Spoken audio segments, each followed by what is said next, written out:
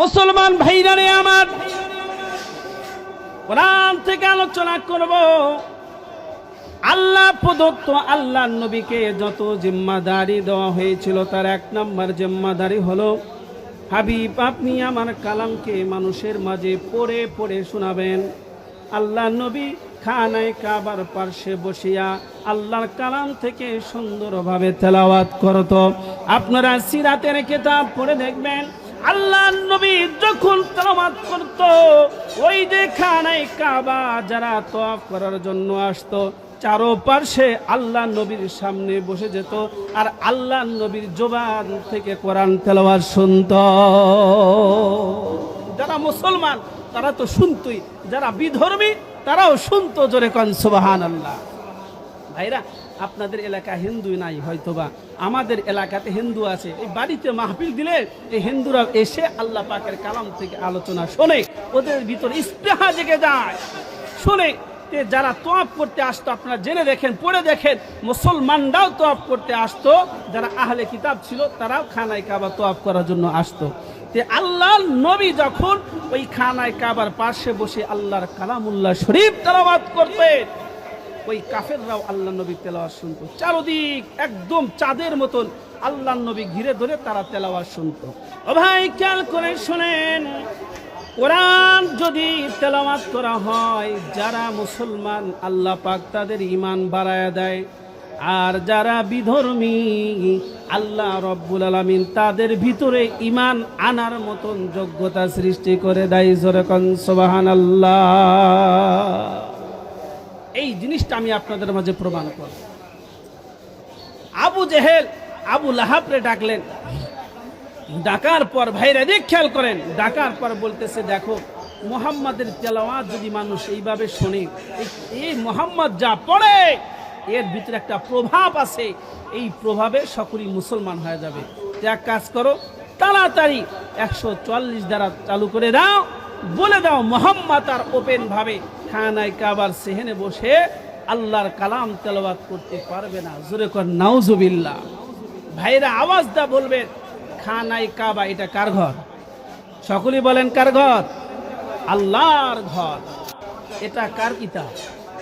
জোরে বলেন, আল্লাহর কিতাব।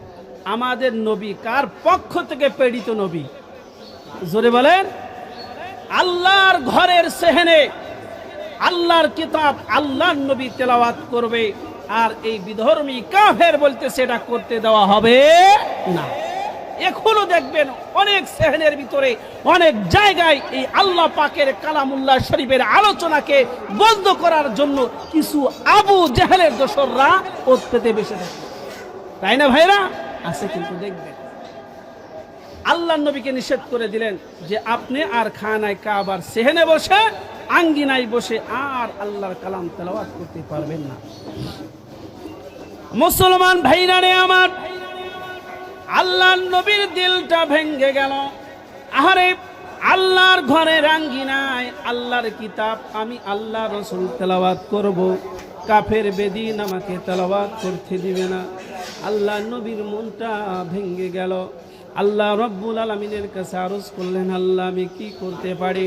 আমার আল্লাহ বললেন, হাবিব রে, এ ভাই খেয়াল করে শোনেন, আমার আল্লাহ বললেন, হাবিব আপনার এক নম্বর জিম্মাদারি হলো আল্লাহর কোরআন তেলাওয়াত করা। আপনি ঘরের ভিতরে তেলাওয়াত করেন, আর এই তেলাওয়াতের আওয়াজ মানুষের কানে কানে পৌঁছে দেওয়া হলো আমার দায়িত্ব। আমি সকল আপনার তেলাওয়াতগুলো পুরা মক্কা নগরীর মানুষের কানে কানে পৌঁছায় দিব। জোরে কোন সুবহানাল্লাহ। আপনার দায়িত্ব তেলাওয়াত করা, আপনি তেলাওয়াত করেন, আর মানুষের কানে কোরআনের আওয়াজ পৌঁছে দেওয়া আমার দায়িত্ব, আমি পৌঁছায় দেব। ভাইরা আমার, আবেগে অনেক সময় আপনারা জানেন, আবেগ যদি ভিতরে কাজ করে, কণ্ঠের ভিতরে একটা মাধুর্যতা আসে কি আসে না ভাইরা? বিশাল আসে। আপনারা যারা সাধারণ মানুষ, কিন্তু যারা বয়ান করে গান গায়, দেখবেন ভিতরে যদি আবেগ থাকে আর মন মানসিকতার ভিতরে যদি একটু কষ্ট থাকে, কণ্ঠের ভিতরে আওয়াজ এসে যায়।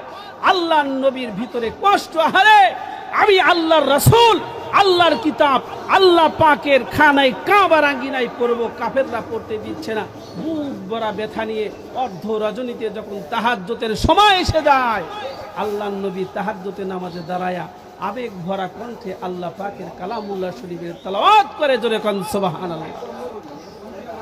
সিরাতে মুস্তাফা আপনারা পড়ে দেখবেন, আল্লাহর নবী যখন মধ্য রজনীতে তাহাজ্জুদের নামাজে যখন কানায় কাবার পার্শ্বে আল্লাহর নবীর ঘর, ওই যে ওখানে বসিয়া তাহাজ্জুদের নামাজে যখন আল্লাহ নবী কালামুল্লাহ শরীফের তেলাওয়াত করছেন, আল্লাহ রব্বুল আলামিন এই কালামুল্লাহ শরীফের আওয়াজটা বাতাসের সাথে মিশ্রণ করে মক্কার সমস্ত লোকের ঘরের ভিতরে পৌঁছা দিয়েছেন আমার আল্লাহ।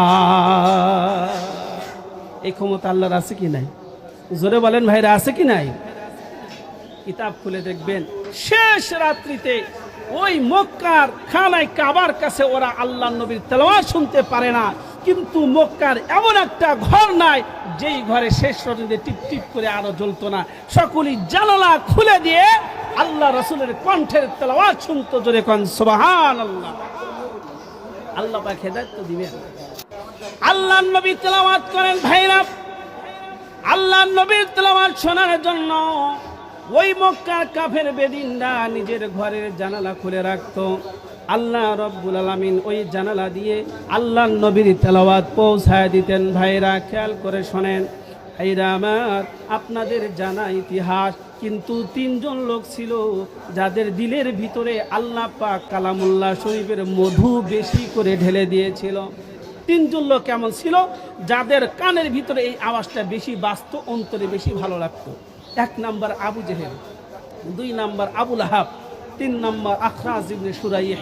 এই তিনজনই নেতা ছিল, এই তিনজনই নেতা ছিল, কিন্তু এদের ভিতরে আল্লাহ পাক এই কোরআনের মধু বেশি ঢেলে দিয়েছে। এমন পাওয়ার আল্লাহ পাক, কেমন আকর্ষণ দিলের ভিতরে পয়দা করে দিছে। আবু জেহেল আর ঘরের ভিতরে থাকতে পারে না। আপনাদের জানা ইতিহাস, এত লম্বা ইতিহাস আমি বলবো না। আবু জেহেল আর ঘরে থাকতে পারতেছে না। ভাইরা, কোনো আওয়াজ যদি খুব ভালো লাগে, কানে শুনতে ভালো লাগে, ওই আওয়াজটা যদি ঠিক মতো কানে না আসে, ভালো লাগে না খারাপ লাগে? খারাপ লাগে না? আবু জেহেল আর ঘরে থাকতে পারতেছে না। আল্লাহ নবীর কোরআন তেলাওয়াত শোনার জন্য ঘর থেকে এক পা দুই পা করে আল্লাহ নবীর বাড়ির দিকে আসতেছে। যত কাছে আসে তত ভালো লাগে, যত কাছে আসে তত ভালো লাগে। একদম আল্লাহ নবীর ঘরের পাশে এসে এক কোনায় একদম উনি দাঁড়িয়ে আল্লাহ নবীর তেলাওয়াত শুনছেন। আল্লাহ নবী কিন্তু জানে না। আবু লাহাবও বাড়িতে থাকতে পারে নাই, চলে আসছে। আখরাজ ইবনে সুরাই ও চলে আসছে। আল্লাহ নবী তেলাওয়াত করতেছেন আল্লাহ পাকের কালামুল্লাহ শরীফ থেকে। তাহাজ্জুদের সময় শেষ। জিবরাইল বললেন, হুজুর সালাম ফিরিয়ে দেন, তাহাজ্জুদের সময় শেষ হয়ে গেছে। আল্লাহ নবী সালাম ফিরালেন। ভাইরা, তিনজন তিন সময় আসছে, কিন্তু সালাম তো এক সময় ফিরাইছে না। যেই সালাম ফিরাইছে, তিনজন একসাথে বাড়ির দিকে রওনা করার জন্য মুখামুখি সাক্ষাৎ, একদম মুখামুখি সাক্ষাৎ। আবু জেহেল বড় চালাক ছিল, ওদের প্রশ্ন করার আগে প্রশ্ন, এই তোমরা এখানে কেন? তোমরা এখানে কেন? এখন আবু লাহাব বলে যে, বস, আপনি যে জন্য আসছেন আমরাও সেই জন্য আসছি। আর লুকোচুরি করেন না, তাড়াতাড়ি চলেন। আমরা নেতা হয়ে যদি আমাদের আইনের, আমরা নিজে আইন করছি, সেই আইনের বিরুদ্ধ করি, তাহলে সাধারণ জনগণ যদি জানে, পিঠের চামড়া রাখবে না। ওর থেকে তাড়াতাড়ি স্থান ত্যাগ করেন, যার যার বাড়িতে চলে যায়। চলে গেছে। আল্লাহ নবী তো জানেন না। আল্লাহ নবী গায়েব জানে ভাইরা? এ জোরে বলেন, গায়েব জানে? গায়েবের মালিক কে? জোরে বলেন, কে? আল্লাহ। দ্বিতীয় রজনী আসলেন। আল্লাহ নবী বুক ভরা ব্যথা লইয়া ওই নিজের ঘরের ভিতরে তাহাজ্জুদের সময়, তাহাজ্জুদের নামাজে দাঁড়াই আল্লাহ পাকের কালামুল্লাহ থেকে তেলাওয়াত করছেন। আল্লাহ রব্বুল আলামিন আল্লাহ নবীর আওয়াজটা পুরা মক্কার কাফেরদের ঘরের ভিতরে পৌঁছায় দিয়েছে। আবু জেহেলের মনের ভিতরে ঝড় শুরু হয়ে গেছে, বাড়িতে থাকতে পারে না, পাগল হইয়া আল্লাহ নবীর ঘরের কাছে চলে আসছে। আবু লাহাব চলে আসছে, আখরাজ ইবনে সুরাই চলে আসছে। আল্লাহ নবী তেলাওয়াত করছেন, আর তারা ঘরের কোনায় বসে বসে শোনে। তাহাজ্জুদের সময় যখন শেষ হয়ে গেল, আল্লাহ নবী সালাম ফিরে দিলেন। তিনজন বের হবেন মুখোমুখি সাক্ষাৎ। আজ আবু জেহেল বলে, আজকে আসলি কেন? আবু লাহাব বলে, বস দেখেন, গতকাল আমি আপনার যে কারণে এসেছিলাম, আজকেও কিন্তু সেই কারণে আসছি। কথা বলেন না, তাড়াতাড়ি জায়গা ত্যাগ করে এখান থেকে চলুন, বাহিরে গিয়ে আলোচনা করি। তারা বাহিরে গেল, তিনজন কান ধরে তওবা করলো, আর কোনদিন এমনভাবে মুহাম্মাদের তেলাওয়াত শুনতে আসবো না। বাড়িতে চলে গেলেন। তৃতীয় দিন আল্লাহ নবী বুক ধরা বসা লইয়া আবার যখন তাহাজ্জুদের সময় ওই নামাজে দাঁড়াইয়া আল্লাহ পাকের কালামুল্লাহ শরীফের তেলাওয়াত করছে, সমস্ত মক্কার ঘরের ভিতরে আল্লাহ নবীর আওয়াজ পৌঁছায় দিচ্ছেন আমার আল্লাহ। আবু জেহেল বাড়িতে থাকতে পারে না, পাগল হয়ে গেছে। মনে মনে ভাবলেন, হাই রে, কালকে তওবা করছি, কেউ যাবে না, যাক একা একা গিয়ে আমি একটু মুহাম্মাদের তেলাওয়াত শুনে আসি। জোরে কোন সুবহানাল্লাহ। ওরা দুইজন তওবা করছে, আসবে না, যাই আমি একা একা গিয়ে শুনে আসি। আবু জেহেল চলে আসছে। আবু লাহাব ভাবে যে যাক, কালকে বস তওবা করছে, আখরাস ইবনে সুরাইও তওবা করছে, কেউ যাবে না, আজকে সুযোগ, আমি একটু তেলাওয়াত শুনে আসি। আখরাস ইবনে সুরাই বলতেছে, দুই বস তওবা করছে, ওরা আসবে না, আমি একা একা গিয়ে কি আমি শুনে আসি, আল্লাহ নবীর তেলাওয়াত শুনে আসি। তেলাওয়াত শেষ, তিনজন বের হয়েছে, মুখামুখি সাক্ষাৎ। হে বন্ধু, কি জন্য আসছো? বলতেছে, বস আপনি যে জন্য আসছেন আমিও সেই জন্য আসছি। তারা তিনজন বলতেছে, ভাই জানি না এই মুহাম্মদ কি পড়ে, এর মধ্যে কি আকর্ষণ আছে, যখন তেলাওয়াত করে মাথা কাজ করে না, পাগল হয়ে মুহাম্মদের ঘরের কোণার ভিতরে এসে পৌঁছে যায়। জোরে কোন সুবহানাল্লাহ। তেলাওয়াত করলে যারা বিধর্মী তাদের ভিতরে ঈমান আনার পাওয়ার সৃষ্টি হয় কি হয় না ভাইয়েরা? সৃষ্টি হয়।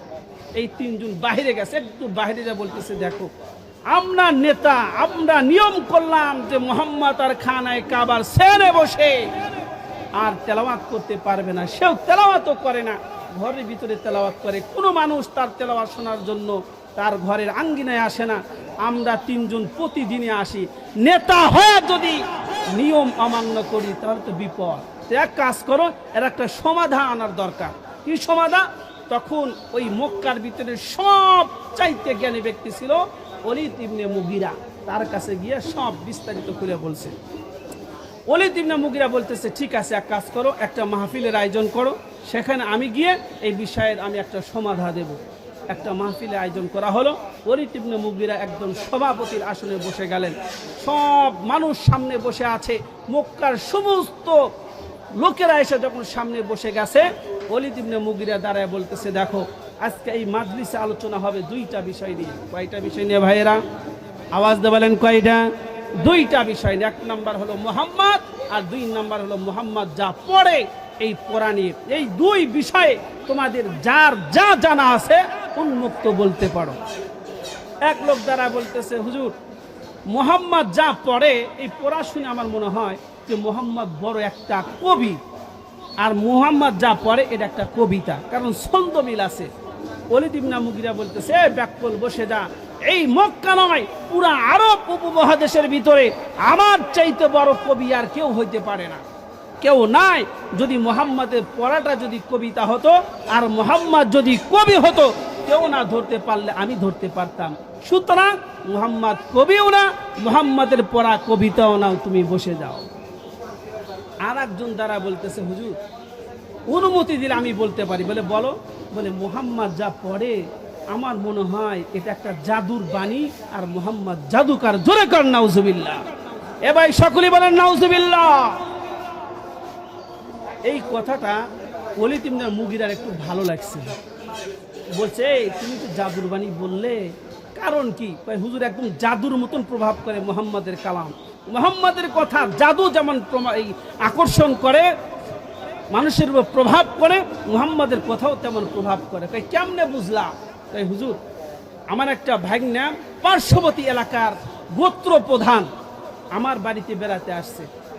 তা আমার ভাগ্নাকে ডেকে বললাম, ভাগ্না শোনো, তুমি মক্কাতে আসছো বেড়ানোর জন্য, আমার বাড়িতে থাকবে, থাকো, কোনো সমস্যা নাই।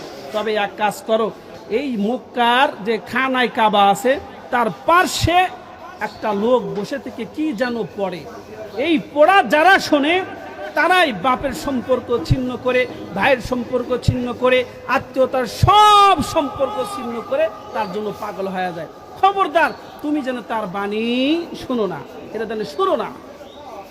তখন উনি বলতেছে যে মামার এই কথাটা শোনার পর ওই ভাগনা বলতেছে, না এই কথা তো আমি শুনবো না, যা শুনলে আত্মীয়তা সব সম্পর্ক ছিন্ন করে তার জন্য পাগল হয়ে যায়, এই কথা আমি শুনতে পারি না।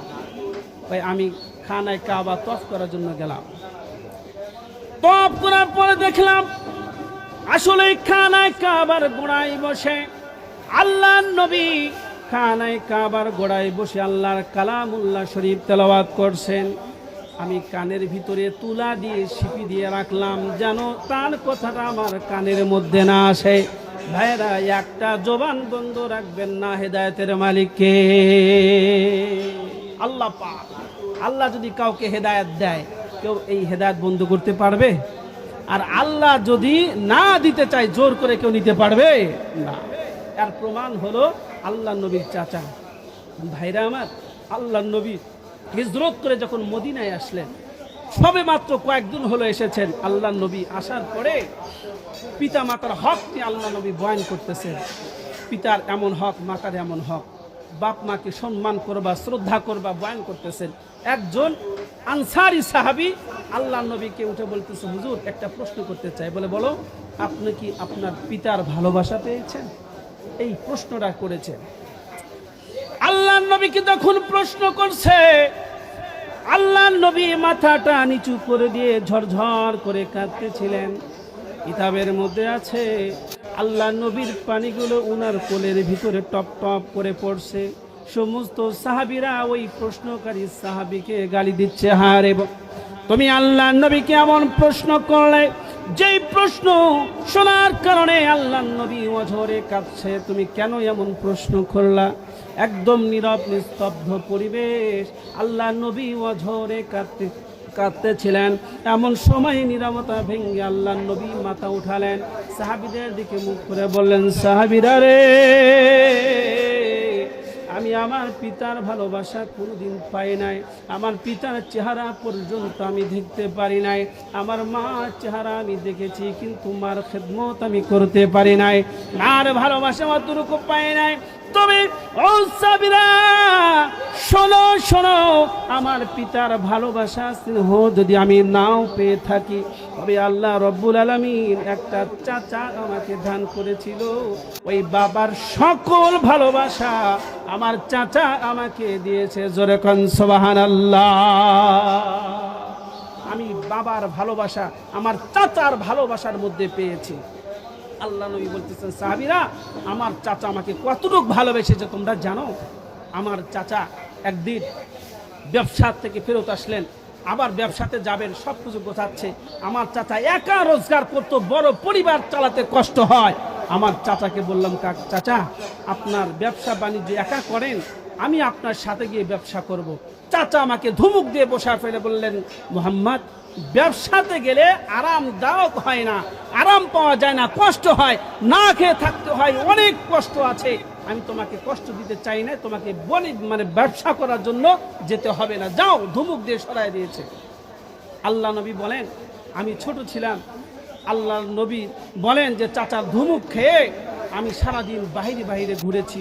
যখন সূর্য ডুবে গেছে, আমি আমার ঘরের ভিতরে এসে আমার ডান হাতটা আমার গালের মধ্যে দিয়ে বালিশের উপর হাত রেখেছি, তার উপর আমার গাল রেখে আমি শুয়ে আছি। আমি অনুভব করে দেখেছি যে আমার চোখ বেয়ে বেয়ে পানি পড়তেছে। আর আল্লাহ নবীর চাচা আবু তালেবের নিয়ম ছিল, প্রত্যেক দিন রাত্রিতে এসে ওনার বিবিকে বলতেন, মুহাম্মদ খানা খেয়েছে কিনা। যদি বলতো হ্যাঁ খেয়েছে, তারপরে উনি খানা খেতেন। আর যদি বলেন না খাইনি, তাহলে আল্লাহ নবীকে সাথে নিয়ে উনি খানা খাইতেন। জোরে কোন সুবহানাল্লাহ। আল্লাহ নবী বলেন, চাচা যখন আমাকে ধমক দিয়ে সরাই দিয়েছে, চাচার আদর পেয়েছে, আমি শাসন পাই নাই। এই শাসন পাওয়ার কারণে আমি এসে আমার ঘরের ভিতরে কাঁদতেছিলাম। চাচা আমার কাজ শেষ করে রাত্রিবেলা যখন বাড়িতে আসলেন, আসার পরে দেখি ওনার বিবিকে জিজ্ঞেস করলেন, বিবি রে, মুহাম্মদ কি খানা খেয়েছে? ওনার বিবি বললেন, না খায় নাই। আমার চাচা আমার ঘরের ভিতরে আসলেন, আসার পরে আমার নাম ধরে ডাক দিলেন, মুহাম্মদ রে। আমি যখন আমার চাচার দিকে তাকাইলাম, ও আমার সাহাবীরা শোনো, আমার চাচার দিকে তাকাইছি, আমার চোখ দিয়ে দরদর করে পানি পড়তেছিল, কারণ আমার চাচা আমাকে ধমক দিয়েছে। আমি যখন চাচার দিকে তাকাইলাম, সাহাবীরা শোনো, আমার চোখের ভিতরে পানি দেখার কারণে আমার চাচা দৌড়ে এসে আমার বুকের ভিতরে জড়ায় নিলেন, বললেন, বাবা,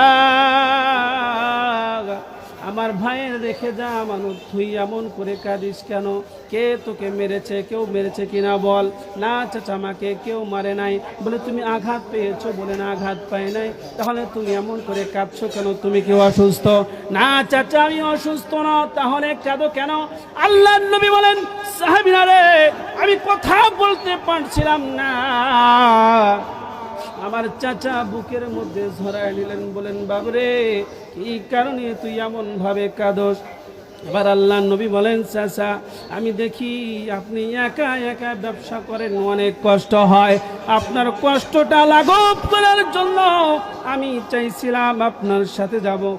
আপনি আমাকে বারণ করেছেন, আপনি আমাকে ধমক দিয়েছেন। চাচা, আপনার ধমক আমি সহ্য করতে পারি নাই, আর এই কষ্টে আমি কাঁদি। ভাইরা এমন হয় না? খুব আদর করে, ভালোবাসে, কোনোদিন ধমক দেয় নাই, হঠাৎ যদি একদিন ধমক দেয়, সেই কাঁদে না? সল্পলাবান খুব কাঁদে। আল্লাহ নবী বললেন, ভাতিজা, ঠিক আছে, যাও, আমি তোমাকে ব্যবসায় নিয়ে যাব।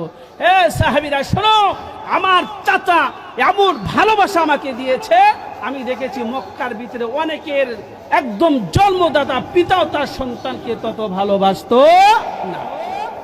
যতদিন এই আবু তালেব বেঁচে ছিল, ওই মক্কার যত বড় নাম করা পাওয়ারদার লোক হোক না কেন, আল্লাহ নবীর দিকে চোখ তুলে তাকানোর সাহস পেত না। উনি বলেন, আল্লাহ নবী বলেন, যখন আমার চাচা মারা যাচ্ছে, বেদিন হয়ে মারা যাচ্ছে, ইমান আনছে না, আল্লাহ নবী বলেন, আমি পাগল হয়ে যাচ্ছি। আরে, যেই চাচা আমাকে এত ভালোবাসা দিল, আর সেই চাচা ইমান হারা হয়ে ইমান না নিয়ে চলে যাবে, এটা আমি সহ্য করতে পারি না।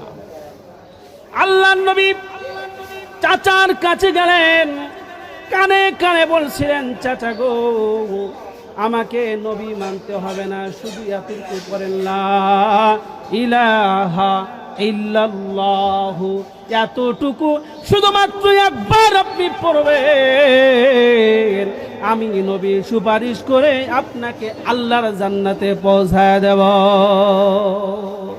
আমাকে নবী মানতে হবে না, শুধু এতটুকু পড়েন। কিন্তু আবু তালেব কি পড়তে পেরেছিলেন ভাইরা? পড়তে পারে নাই। আপনাদের ইতিহাস জানা, আল্লাহ নবী দেখতেছেন চাচা মারা যাচ্ছে, উনার হাতটা মাথার থেকে নিয়ে পায়ের তালু পর্যন্ত ঘষে দিচ্ছে, যেন আমার হাত যেখানে পড়বে সেই জায়গার জন্য আল্লাহ পাক যেন জাহান্নামের আগুনকে হারাম করে দেয়। জোরে কোন সুবহানাল্লাহ। আল্লাহ পাক জিবরাইলকে পাঠায় দিয়ে বললেন, জিবরাইল, যাও, আমার হাবিবকে বলো তার চাচার কপালে ঈমান আমি রাখি নাই, সে যেন হাত না বুলায়। ভাইরা আমার, মুসলিম শরীফের হাদিস, আল্লাহ নবী যখন মেরাজ করার জন্য গেছে, ওই জান্নাতের পাশ দিয়ে যাচ্ছে, জাহান্নামের পাশ দিয়ে যাচ্ছে, হঠাৎ দেখে ওই জাহান্নামের ভিতর থেকে একটা করুণার আওয়াজ শোনা যায়। খুব করুণার আওয়াজ আল্লাহ নবীর কানে আসতেছেন। আল্লাহ নবী জিবরাইলের হাত ধরে ওই জাহান্নামের পাশ দিয়ে যাচ্ছে। আল্লাহ নবী জিবরাইলকে জিজ্ঞাসা যে, ভাই জিবরাইল, এত পরিচিত কণ্ঠের করুণার আওয়াজ শোনা যায়, মুসলিম শরীফের হাদিস, এই লোকটা কে? জিবরাইল বললেন, হুজুর, সামনে চলুন।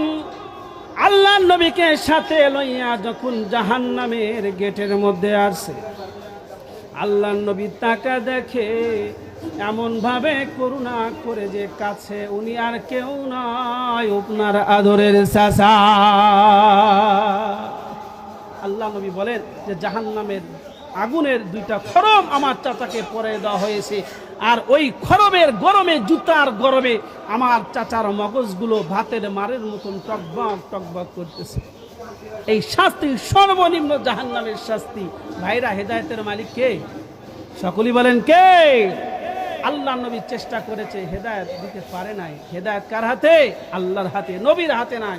কিন্তু ভাইরা, এই লোকটা মামার বাড়িতে বেড়াতে আসছে, কানের ভিতরে তুলা দিয়া তফ করে, আল্লাহ নবীর আওয়াজ শুনবে না। কিন্তু আল্লাহ পাক যদি হেদায়েত দেয়, এই তুলা কি ঠেকাইতে পারবে? না। মুসলমান ভাইরা রে আমার, উনি বলেন আমি আওয়াজ তো শুনতে চাইছিলাম না, কানের ভিতরে তুলা লাগাইছি আমি যেন আওয়াজটা না শুনতে পারি। কিন্তু মুসলমান ভাইরা রে, উনি বলেন একটু একটু আওয়াজ আমার কানের মধ্যে আসে, খুব শান্তি লাগে, মজা লাগে শোনার জন্য। আমি পাগল হয়ে গেলাম সুন্দরভাবে শোনার জন্য। টান দিয়ে দুই কান থেকে শিপি বের করে ফেললাম। আহারে, ওই মোহাম্মদ যা তেলাওয়াত করে আমার কানের ভিতরে যখন পরিপূর্ণভাবে আসলো, আমার দিলের মধ্যে যেন আল্লাহ পাক শীতল পানি ঢেলে দিলেন। জোরে কোন সুবহানাল্লাহ। এত ভালো লাগলো, আমি সাথে সাথে তার হাতে হাত রেখে কালেমা পড়ে মুসলমান হয়ে গেলাম। জোরে কোন সুবহানাল্লাহ। ওই লোকটা বলতেছে, হুজুর আমার ভাগ্না জাদুর মতন প্রমাণ মানে আকর্ষণ করে প্রভাব করে আমার ভাগ্নাকে মুসলমান বানায় নিছে হুজুর। এই জন্য মোহাম্মদ যা পড়ে এটা হলো জাদুর বাণী, আর মোহাম্মদ হলো জাদুকর। আপনাদের মনে আছে ভাইরা? জাদুকর। তখন ওলীদ ইবনে মুগিরা বলতেছে, এই শোনো, শোনো শোনো, না মোহাম্মদ যা পড়ে এটা জাদুর বাণী হতে পারে না, মোহাম্মদ জাদুকরও নয়। তবে শোনো মোহাম্মদ কি, মোহাম্মদ যা পড়ে তার এই পড়ার ভিতরে এক ধরনের মধুরতা ও মিষ্টতা আছে। মোহাম্মদ যা পড়ে ওই কথার শিকড় শক্ত মাটিতে পতিত, আর এর শাখা প্রশাখাগুলো সুদূর গগন আসমান পর্যন্ত বিস্তৃত। তোমরা বলে রাখো, এই মোহাম্মদের কালামের প্রভাব একদিন ওয়াল বিশ্বের ভিতরে তার প্রভু ছড়ায়া দিবে। জোরে জোরে কোন সুবহানাল্লাহ। ভাইরা, এই জন্য ওয়াল বিশ্বে যেখানে যাবেন, মাটির নিচে যেখানে মানুষ আছে সেখানে মুসলমান আছে। জোরে কোন সুবহানাল্লাহ। তাহলে কোরআন তেলাওয়াত করলে যারা বিধর্মী তাদের দিলের ভিতরে ঈমান আনার পাওয়ার সৃষ্টি করে দেয় কে? ভাইরা, খাঁটি মুমিনের আলামত আমি দুইটা বলেছি।